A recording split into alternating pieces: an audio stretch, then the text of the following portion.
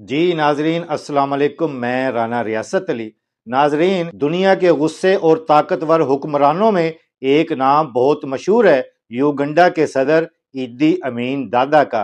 कहते हैं कि एक मरतबा वो अचानक स्विट्जरलैंड के शहर बर्न में एक बड़े बैंक के हेड ऑफिस पहुंच गए और बगैर इतला के पूरे प्रोटोकॉल के साथ वो सीधा बैंक के सदर के दफ्तर में दाखिल हुआ और अंदर से दरवाजा बंद कर दिया। ईदी अमीन दादा ने एक फहरिस्त मेज पर फेंकी और कहा, हमारे मुल्क के सैकड़ों लोगों के खुफिया अकाउंट्स तुम्हारे बैंक में हैं, हमें फौरन उनकी तफसील चाहिए और अगर तुमने मदद की तो तुम अरबपति बन जाओगे। बैंक के सदर ने अदब से जवाब दिया, सर, हमारी पॉलिसी है कि हम अपने किसी भी क्लाइंट की मालूमात किसी को नहीं देते। ईदी अमीन गुस्से से लरज उठा, धमकी दी कि अगर मालूमात ना मिली तो वो स्विट्जरलैंड से तमाम ताल्लुकात खत्म कर देगा, बैंक के असासे जब्त कर लेगा। लेकिन जवाब फिर भी वही था, ये हमारा उसूल है, ये नहीं बदला जा सकता। ये सुनकर ईदी अमीन ने पिस्तौल निकाला और बैंक के सदर की कनपटी पर रखा और बोला, मैं 3 गिनूंगा, अगर हाँ ना की तो मैं तुम्हें गोली मार दूंगा। गिनती शुरू हुई, 1, 2, 3 और फिर ठा की आवाज आई।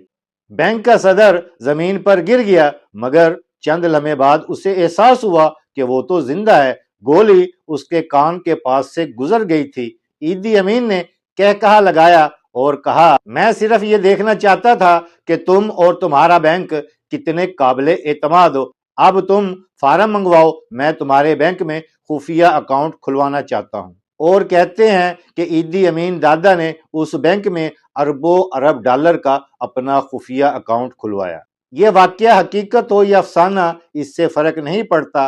असल बात यह है कि स्विस बैंकों ने दुनिया को दिखाया कि उसूलों पर कायम इदारे कभी कमजोर नहीं पड़ते। एतमाद एक ऐसा सरमाया है जिसे ना बंदूक खरीद सकती है और ना ताकत छीन सकती है, और कौमें भी, इदारे भी और कारोबार भी इसी एतमाद और सलाहियत पर खड़े होते हैं।